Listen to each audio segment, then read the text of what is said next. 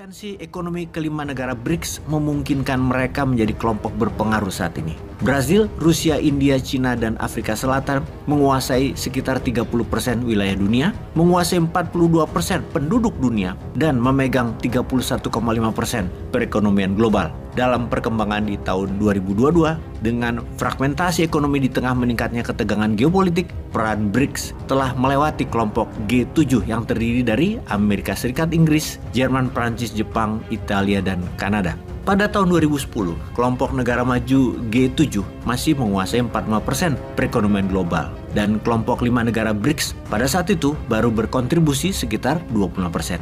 Namun, pada 2022, BRICS menguasai 31,5% perekonomian global, sementara negara G7 hanya 30%. Dengan penambahan anggota baru, kelompok negara ini akan menguasai 50% perekonomian dunia. Dalam data World Economic Outlook April 2023, Tiongkok berkontribusi 34,9%, India berkontribusi 15,4%, Indonesia hanya 4,4%. Indonesia itu sepertiganya India, Indonesia itu seperdelapannya Tiongkok. Sahabat, tahukah apa rencana BRICS yang sekarang mereka bersebelas ini? Mereka akan terus ditingkatkan kekuatan ekonominya dan kekuatan tekan mereka untuk membangun atau membuat PBB tandingan, bahkan akan membangun World Bank tandingan dan akan membangun IMF tandingan. Jadi kita usulkan gini aja deh.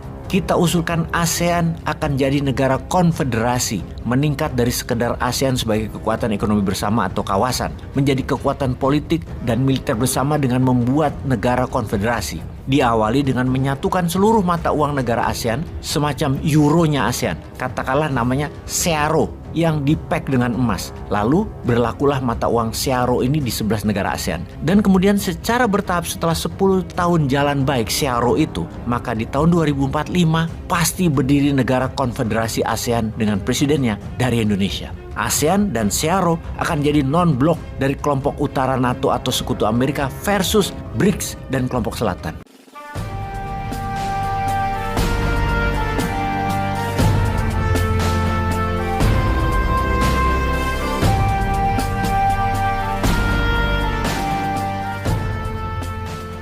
Kita tidak membicarakan militer dulu, namun harus kenal kita terhadap kekuatan militer 6 anggota baru BRICS ditambah 5 anggota awalnya. Namun kita ke sejarahnya dulu. BRICS, Brazil, Rusia, India, dan Cina menggagas pertemuan bersama Menteri Luar Negeri keempat negara masing-masing secara informal di sela-sela pertemuan G8 di Saint Petersburg, Rusia pada Juli tahun 2006. Kemudian mereka menyepakati terbentuknya kelompok BRICS di sela-sela sidang umum PBB pada September tahun 2006. Pertemuan puncak digelar pertama di bulan Juni 2009 di Yekaterinburg, Rusia. Dan pada tahun 2010 mereka sepakat menambahkan Afrika Selatan sebagai anggota baru dengan nama BRICS pakai S. Itulah awal konstelasi politik luar negeri dunia mulai berubah, di mana kelompok negara berkembang semakin penting perannya. Sayangnya Indonesia hingga saat ini belum jadi member BRICS, karena mungkin juga baru ngeh akhir-akhir ini. Karena kita di medsos sering teriak-teriak mengingatkan untuk masuk ke BRICS segera sebagai strategi ekonomi, terutama agar bisa terlepas dari borgolnya dolar. Dalam pertemuan puncak ke-15 di Afrika Selatan pada 22 sampai 24 Agustus tahun 2023 kemarin, BRICS akhirnya mengumumkan penambahan 6 negara baru, yaitu Argentina, Mesir, Ethiopia, Iran, Arab Saudi, dan Uni Emirat Arab. Kita membahas 5 negara BRICS yang awal. Potensi ekonomi kelima negara BRICS memungkinkan mereka menjadi kelompok berpengaruh saat ini. Brazil, Rusia, India, Cina, dan Afrika Selatan menguasai sekitar 30% wilayah dunia, menguasai 42% penduduk dunia, dan memegang 31,5% perekonomian global. Dalam perkembangan di tahun 2022, dengan fragmentasi ekonomi di tengah meningkatnya ketegangan geopolitik, peran BRICS telah melewati kelompok G7 yang terdiri dari Amerika Serikat, Inggris, Jerman, Prancis, Jepang, Italia, dan Kanada. Pada tahun 2010, kelompok negara maju G7 masih menguasai 45% perekonomian global, dan kelompok 5 negara BRICS pada saat itu baru berkontribusi sekitar 25%. Namun, pada 2022, BRICS menguasai 31,5% perekonomian global, sementara negara G7 hanya 30%.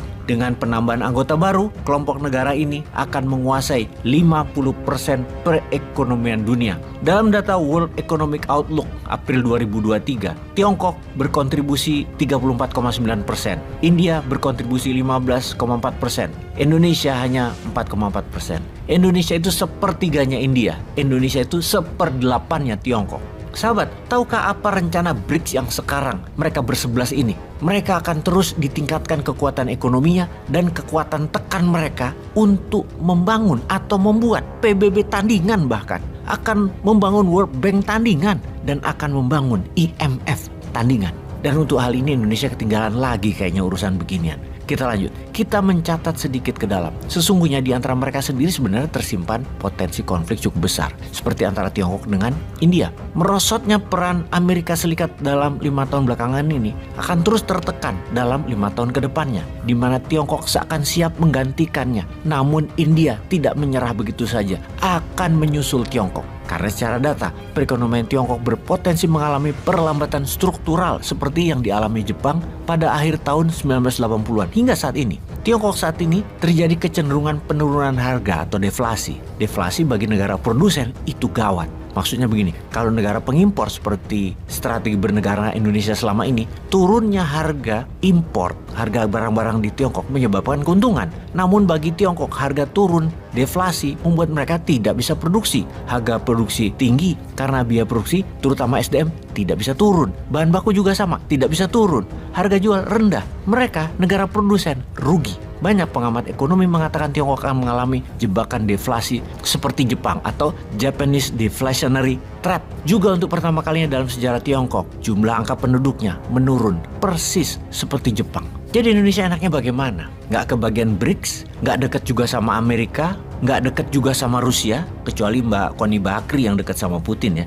Jadi sekali lagi, enaknya Indonesia bagaimana? Sama seperti cita-cita Gaddafi yang ingin membuat negara United States of Africa. Sama seperti rencana Putin yang akan menyatukan Afrika dan akan membuat Afrika menjadi negara federasi seperti Rusia, yang pada dasarnya juga negara serikat. Dimana kalau seluruh Afrika jadi satu, akan ada 1,4 miliar manusia dan akan menjadi kekuatan ekonomi 3 triliun dolar, 3 kali kekuatan ekonomi Indonesia bahkan. Jadi kita usulkan gini aja deh. Kita usulkan ASEAN akan jadi negara konfederasi, meningkat dari sekedar ASEAN sebagai kekuatan ekonomi bersama atau kawasan, menjadi kekuatan politik dan militer bersama dengan membuat negara konfederasi. Diawali dengan menyatukan seluruh mata uang negara ASEAN, semacam euronya ASEAN, katakanlah namanya SEARO, yang dipack dengan emas. Lalu berlakulah mata uang SEARO ini di 11 negara ASEAN. Dan kemudian secara bertahap setelah 10 tahun jalan baik SEARO itu, maka di tahun 2045 pasti berdiri negara konfederasi ASEAN dengan presidennya dari Indonesia. ASEAN dan SEARO akan jadi non-blok dari kelompok utara NATO atau sekutu Amerika versus BRICS dan kelompok selatan. Peca dengan saran Newman kayak gitu.